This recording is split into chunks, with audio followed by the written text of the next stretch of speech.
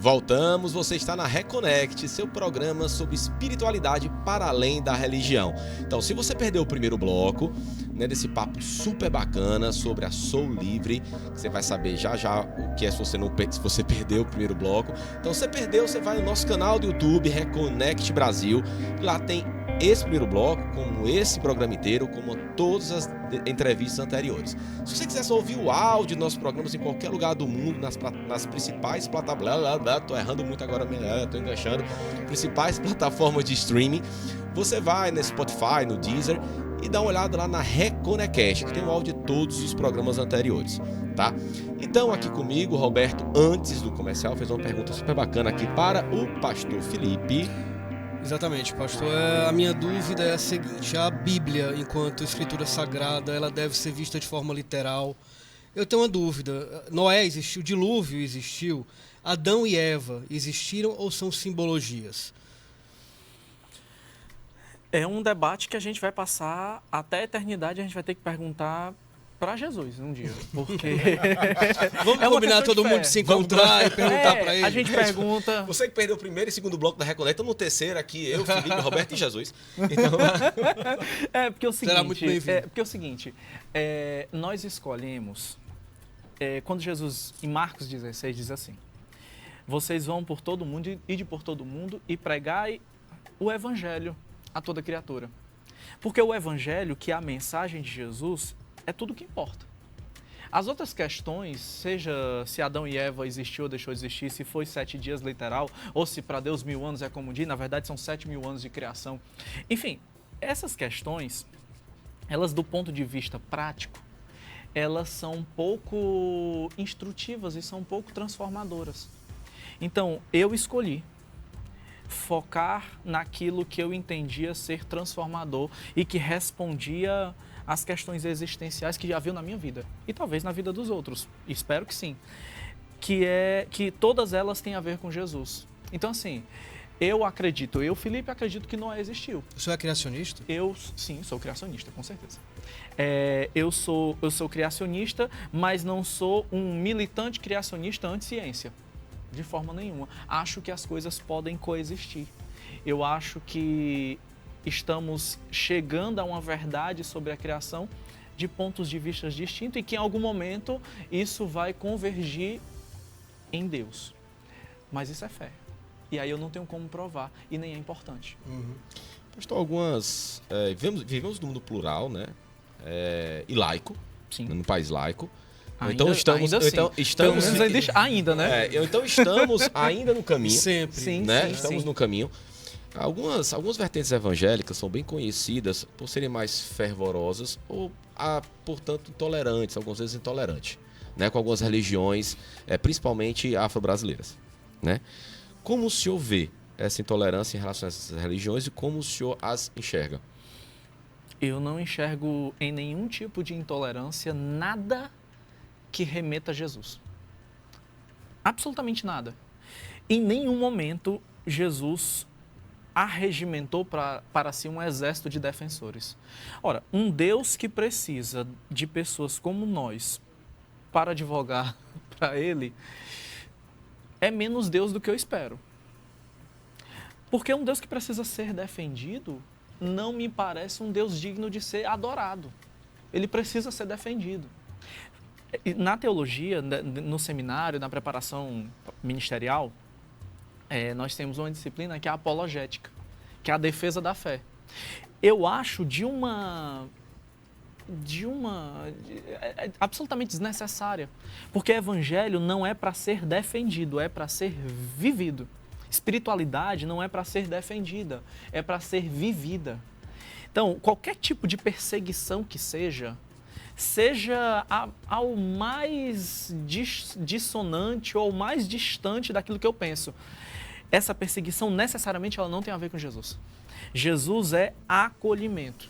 Jesus nunca apartou de si pessoas que estavam distante daquilo que ele cria. O único desconforto dele era com aqueles que estavam muito próximos dele ou que se entendiam enquanto mestres da lei como ele. Todas as vezes que você encontra Jesus confortável nos evangelhos, ele está confortável perto de pessoas que não cabem na igreja. Todas as vezes que você encontra Jesus desconfortável, ou sendo perseguido, ou se afastando, ele está fazendo isso em relação a pessoas que parecem muito com os líderes religiosos cristãos do nosso tempo. Pastor, hoje nós temos no Brasil estimado 20 milhões de pessoas que se declaram abertamente LGBT, fora as pessoas intersexo, né? Como foi que o senhor teve a ideia de abrir a sua congregação para as pessoas, acolher essas pessoas que algumas igrejas evangélicas não conseguiam acolher, né? E você sofreu retaliação, sofreu críticas da comunidade evangélica por isso? Vamos lá.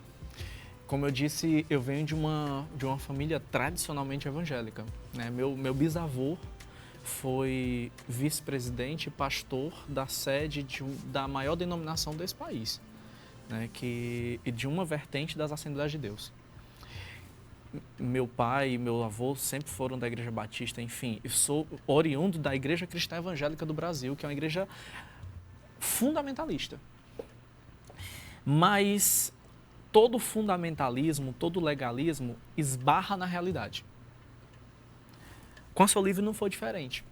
O que aconteceu é que eu me desliguei do movimento evangélico, eu fui ordenado com 17 anos, pastoreei por 5 anos, me desliguei da igreja, não por questões que tinham a ver com a sexualidade, foram um processo de, como o pastor Ricardo Gondim, que é alguém que eu gosto muito, e que, inclusive, como sugestão, vale a pena tê-lo aqui conversando com vocês. Vamos anotar aí. O pastor Ricardo disse, eu estava conversando com ele no mês passado, e ele disse que ficou muito feliz porque a gente não continua crendo apesar de todas as coisas. A gente ressignifica a fé e volta a crer. O que aconteceu comigo foi isso. Eu me distanciei da igreja porque eu não conseguia conceber uma igreja que era tão diferente do Jesus que eu lia. Mas você chegou a conceber essa igreja, chegou a ser fundamentalista em algum momento da sua vida? Talvez. Provável que sim. É provável que em algum momento eu tenha sido muito fundamentalista. Inclusive, eu gostaria muito de encontrar pessoas que eu teria tratado como um fundamentalista para me desculpar. Mas assim, ainda não aconteceu, mas provavelmente eu tenha sido em algum momento. Eu me distancio dessa religião e nesse processo de Felipe laico, versão laica,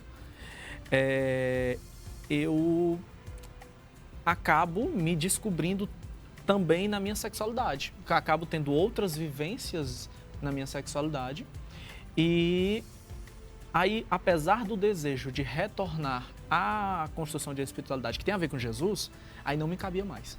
Uhum. Antes me cabia. Mas depois que eu me descubro enquanto fora da heteronormatividade, não me cabe mais. Aí eu pesquisei, acabei visitando uma igreja que se coloca enquanto igreja inclusiva. Uhum. Fiquei 3 meses. Foi uma experiência importante, mas não foi uma experiência de todo benéfica, porque existem 2 movimentos no Brasil, pelo menos. 3 movimentos. Uma igreja abertamente LGBTfóbica, conservadora, reacionária, que construiu um projeto de poder que fundamenta isso em algum texto das Escrituras, mas que não tem a ver com Jesus. Existe uma igreja que é o meio termo, que acolhe pessoas LGBTs, mas coloca essas pessoas construindo para elas uma cidadania de segunda classe. Olha, vocês são bem-vindos. Vocês podem, inclusive, dizimar e ofertar, não é problema. Mas vocês não podem exercer posições de ensino porque vocês são LGBTs. Então, fica aqui com a gente fica aqui te amando, mas fica quietinho aí na sua. A gente fica aqui te amando. Gay, mas não seja afeminado, isso, sabe? Você, de fato, constrói uma cidadania de segunda classe para esse público. Existem grandes igrejas desse jeito. É a igreja tipo assim, não, aqui a gente não fala nisso, mas os pastores no Instagram pessoal podem falar abertamente e apoiar posicionamentos extremamente reacionários. Mas na igreja, não fala não, que é para não estragar, porque eles são uma parcela importante da nossa igreja. E tem uma outra vertente que são as igrejas inclusivas, que nós acabamos enxergando, e aí eu passei por lá, que na verdade são igrejas pensadas para o público LGBT. E aí já é problemático. Porque igreja não deve ser igreja pensada para nicho, porque igreja não é mercado, igreja não é loja, igreja não tem a ver com isso. Igreja tem a ver com acolher pessoas, gente que é gente. Uhum. E eu não me senti confortável em um ambiente pensado como um clube gay gospel. Uhum. Aí a gente passei, mas preferi ficar em casa. Aí conversei com um amigo meu, que é pastor também, conheço há 14 anos pelo menos. Pensei em ficar na igreja dele, que é uma instituição dessas que estão se abrindo para a questão da homoafetividade, enfim, dessa inclusão. É uma pessoa muito progressista, que eu gosto muito. E ele disse, Filipão, por que tu não começa uma reunião de oração na tua casa? Você é pastor, eu te conheço, você tem chamado, tem ministério. Eu queria muito você aqui com a gente, mas eu acho que tem um negócio para acontecer na tua vida que não tem a ver com a gente aqui. E a gente caminha junto. Inclusive, ele já foi pregar lá na Soul, é um amigo muito querido. E a gente começou, dia 9 de janeiro, na sala do nosso apartamento, uma reunião, era eu, meu noivo e mais 2 amigos.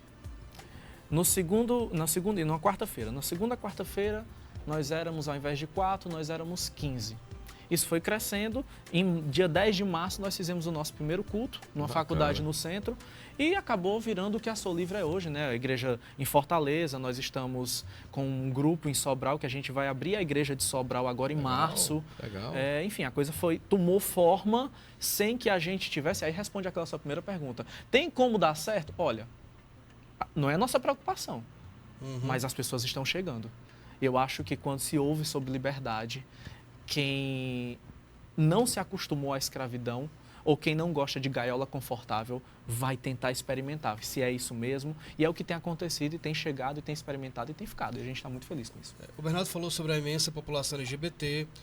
O senhor falou sobre a questão do acolhimento e não colocar como se fosse um gueto, né? Sim, exatamente. Na verdade, é plural. Nós somos uma igreja né? totalmente plural. Nós temos famílias de todos os espectros. Inclusive, é um espaço em que os LGBTs que estão com a gente, nós temos, por exemplo, uma pessoa que é LGBT, aí tem a mãe, o pai, os irmãos, inclusive pessoas, famílias heteroafetivas, com filhos, que congregavam em igrejas tradicionais, não se sentiam confortáveis pelo tratamento dado ao irmão, ao cunhado, e seja lá o que for, e estão vindo para a Soul Livre, vêm congregar com a gente, famílias de todos os espectros, enfim. Então, é isso. não, um espaço exatamente plural. isso que eu queria saber. Na verdade, assim, existe uma impressão, falsa impressão, Sim. de que essa imensa população LGBT, não sendo acolhida por igrejas cristãs, vão deixar de ser LGBT. Não vão deixar. Não. Né? Crianças, não vai acontecer. Não vai dar certo. Não tem. Então elas precisam ser acolhidas. Na Soul Livre há esse acolhimento de uma forma inclusiva no sentido de ser pessoas, de serem pessoas. Essa é a questão. A gente não acolhe LGBTs, a gente acolhe gente. Perfeito. Ninguém recebe na Soul um cartão de membresia ou preenche na ficha de membresia o gênero, no máximo o gênero. Como é que você quer ser chamado? Você quer ser chamado de respeito, por né? uma questão Como de é que vocês respeito. compreendem Mas em relação a ao gênero? orientação sexual da pessoa não me diz relevante. respeito. Importa, né? Não me diz respeito. Não tem a ver comigo, tem a ver com quem ela se relaciona. Tem a ver, o que a gente ensina é a vivência de uma sexualidade que seja saudável, que seja uma sexualidade que tenha a ver com princípios de afeto. A gente entende sexo como celebração de amor. A gente entende que esse amor, ele tem muitos formatos. E enquanto igreja, a igreja passou séculos tentando normatizar como as pessoas iriam se relacionar. Não é possível. Quantos homoafetivos existiam na época de Jesus? O mesmo tanto de hoje, talvez mais. Uhum. Eu nunca vi Jesus falando sobre esse assunto. Não existe. Não. Quando Jesus encontra Herodes, quando Jesus encontra Pôncio Pilatos, e nós sabemos que inclusive, em Roma naquela época era... Exatamente. Governantes romanos... Se a gente for pensar no conceito romanos, de homossexualismo, homossexualidade, enfim, que são conceitos hoje inclusive datados, sim, mas na época era totalmente diferente. Não era nem considerado um homossexual que tinha relação... Enfim, a questão histórica não dá para ser muito anacrônico. Exatamente, exatamente. Então, assim, não há em Jesus nenhum tipo de menção acerca disso. Não era uma questão, não estava na ordem do dia. Esta questão da homoafetividade, da LGBTfobia, ela não passa de discurso que tem a ver com um projeto de poder. É um nicho gigante dentro do movimento evangélico e até do movimento católico, a ala mais conservadora da Igreja Católica, que escolheu um inimigo comum para alçar voos que tem a ver não com a Nova Jerusalém que desce do céu, tem a ver com Brasília. Essa é a questão. Uhum. E a gente não faz parte disso. Mas a questão da mulher também, pastor, né? Da mulher que tem que encontrar o varão perfeito para cuidar, lavar a roupa, etc. Eu linko com outra pergunta. Varão perfeito. Essa foi ótima. Vai morrer sem encontrar.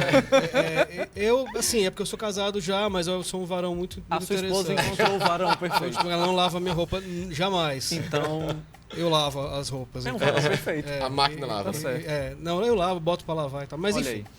É a figura da mulher. A gente sempre teve, eu acho que não é, fora o olhar que a gente já debateu aqui, o olhar machista, misógino, preconceituoso das escrituras, o senhor já falou aqui, enfim, já mostrou que não é bem assim. Então, na verdade, é um olhar nosso. Né? Sim. O olhar é nosso em relação às escrituras.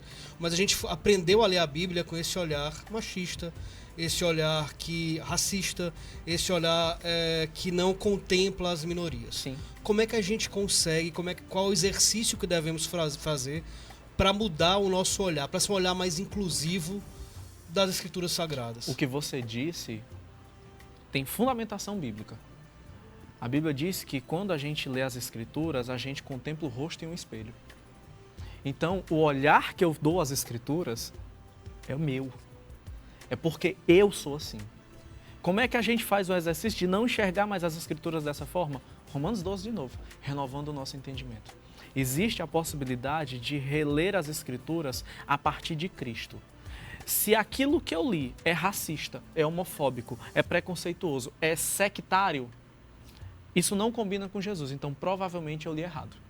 Eu preciso refazer o meu olhar, reconstruir o meu olhar para que eu consiga ler as Escrituras. Eu estou redescobrindo a minha espiritualidade nesse momento. Começar a Sou Livre é um processo de redescoberta da fé. Eu tinha não perdido a fé em Jesus, porque eu lembro de uma oração que eu fiz quando eu me desligo da igreja. Eu digo, Senhor, se eu pudesse, eu deixaria de crer, porque seria mais fácil. Mas a fé, ela não é uma escolha, é uma realidade que nos atravessa. Eu não tenho como fugir disso. Eu não tenho como descrer naquilo que existe em mim.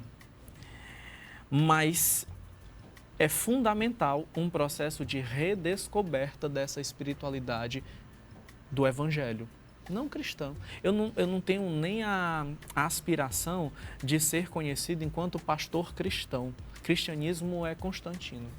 Eu tenho a aspiração e o desejo de ser conhecido enquanto discípulo de Jesus. E ele resumiu como é que um discípulo é conhecido. Ele diz assim, olha, conhecerão que vocês são meus discípulos quando vocês amarem uns aos outros. Ponto. Ele não disse que era quando vocês conhecessem muito a Bíblia, quando vocês fizessem muitos milagres, quando vocês construíssem uma instituição forte, quando vocês conseguissem eleger uma bancada. Era quando vocês amassem uns aos outros. E uns aos outros não é uns aos outros dentro do meu gueto. É uns aos outros enquanto humanidade. Porque a mensagem de Jesus não é para os cristãos. Ela não é para os evangélicos. Ela não é para os católicos. É uma mensagem para o mundo. Jesus cabe no hinduísmo. Jesus cabe no budismo. Jesus cabe na vida. E pra gente é isso. Pastor, a Igreja Católica, ela tem, de acordo com os últimos censos, ela tem perdido milhares de fiéis no decorrer dos anos. Para igrejas evangélicas, mas sobretudo para algumas religiões espíritas. Sim. O senhor acha que essa perda de fiéis significa que alguns dogmas da Igreja Católica não suprem mais as necessidades dessa nova geração cheia de perguntas e questionamentos? Eu acho que não só da Igreja Católica, mas especificamente, né, para mim até a pergunta, primeiro eu quero externar a minha profunda admiração com o Papa Francisco. Enxergo nele um irmão na fé. Enxergo nele alguém do Evangelho. Alguém que não tem a ver, apesar de estar dentro de uma estrutura cristã, constantiniana, é alguém do Evangelho. E que tem tido um esforço absurdo para trazer essa fé tão engessada, tão cheia de dogmas e de estruturas, para algo muito mais simples. Pro cotidiano possível, né? Porque tem coisas que a gente, assim, que pregam quanto fé, que é impossível de seguir hoje, inclusive, né? Mas muito tem muita complicado, coisa. É muito difícil. Tem disso. muita coisa que pregam enquanto fé e isso é um disparate, porque eu não imagino Deus criando coisas para serem feitas que não sejam possíveis de serem feitas. Portanto, se existe alguma coisa na minha crença que eu não tenho condições humanamente de praticá-la, essas coisas não foram criadas em Deus, elas foram penduricalhos criados pela religião. Então, assim, essa perca de fiéis da Igreja Católica, ela tem muito a ver com essa religiosidade que não consegue mais falar com o cotidiano das pessoas. E é uma pena, porque isso deveria servir de alerta para que todas as outras repensassem e ficassem com a mensagem na mão direita e o jornal do dia na mão esquerda. Aí eu Mas, me enfim. pergunto, pastor, até na parte da pergunta que eu lhe fiz, né? Sobretudo, eles estão perdendo para algumas religiões espíritas. Sim. Qual sua visão em relação a isso? Qual sua visão em relação ao reencarnacionismo? Qual sua visão em relação ao contato com os espíritos? Qual sua visão em relação a esse outro mundo de espiritualidade que é né, que já não é mais novo, né? Tem aí Umbanda de 1908, a gente tem espiritismo, né, no século XVIII. Então, Sim. Como é que o senhor vê isso? Olha, eu recebo muitas pessoas que se entendem enquanto espíritas na Soul, algumas pessoas. Eu confesso que eu tenho pouca profundidade para lidar com um debate sobre espiritismo ou sobre outras religiões, como, sei lá, Rosa Cruz, essas outras. Porque eu fiz aquele mesmo exercício. Assista a Reconnect, que a gente já falou sobre espiritismo, Umbanda, Rosa Cruz, muito informativo. Eu vi alguns programas, inclusive o do Jeová Mendes eu assisti. Foi muito bom. Mas assim, aquilo que eu não conheço em profundidade, eu respeito e ponto. Porque eu não tenho o dever de estabelecer juízo de valor sobre aquilo que eu não vivencio. Uhum. Eu não tenho essa necessidade.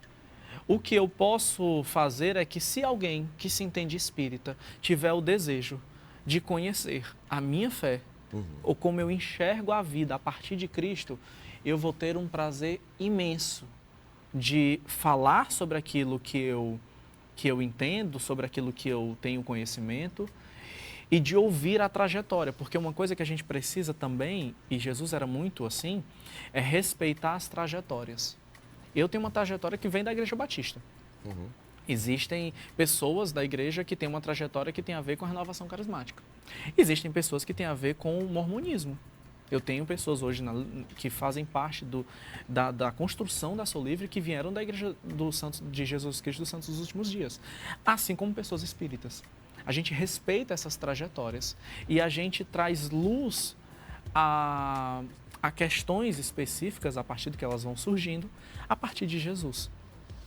E é isso, acho que a minha visão acerca disso é uma visão de respeito, mas de não ver necessidade de debater essas questões. Eu Feito. vejo... E como o senhor falou, é uma questão pessoal, fé É uma questão pessoal. é individual, né? Sim, fé individual. É isso Perfeito. Então, pastor, gostaria muito de agradecer sua presença aqui. Pastor na Reconnect. Felipe Escarcela. mesmo. Olha aí, pronto, agora acertou. Agora Acertei. acertou. Escarcela, agora Me acertou. redimi. Tá certo. sou Não, perdoado, não, né? na verdade, já foi redimido na cruz, todo mundo. Muito bem, então pronto. Fala isso não. Aí tudo vai falar assim, Perfeito. rapaz, você fez isso. Não, olha, já fui redimido na cruz. Esse final de semana promete.